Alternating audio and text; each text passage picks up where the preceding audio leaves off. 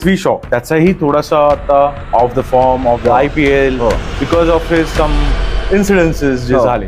तर मग या गोष्टीला तो कसा बघत असेल? बरोबर आहे. पृथ्वी शॉ जो ग्रेट होता राहिलाय तरी टच केलंय ग्रेटनेसला. कारण की त्याला आधीपासूनच लोक ग्रेट म्हणत होते, राईट. तो ऑलमोस्ट दुसरा तेंडुलकर सारखाच आला होता मुंबईमध्ये. आणि मला वाटतं ते एक्सपेक्टेशन कदाचित ते जे एवढ्या सडनली कॅमेरा आले त्याच्या अंगावर किंवा हे जे सगळं मिळायला लागलं, एवढे फॉलोअर्स वाढायला लागले, लोक ओळखायला लागले. हे पण एक वेगळ्या प्रकारचं प्रेशरच आहे ना? नाही, प्रेशर नाही, हाय आहे.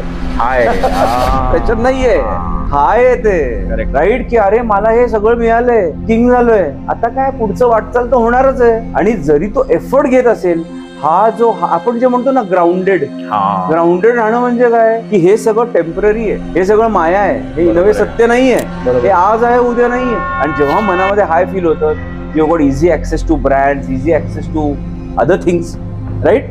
आणि जेव्हा हे ऍक्सेस मिळायला लागतं, you get away from reality, सत्याच्या लांब जायला लागतं. बरोबर. आणि कदाचित this is must have what has happened. पण नक्की मी पृथ्वीशाला हे नक्की सांगेन, समज तो चुकून हे ऐकलं तर, की हे टॅलेंट त्याच्या आतमध्येच आहे, ते कुठेच जाणार नाही.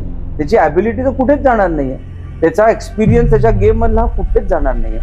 All it is needed is the right way to start looking at your life.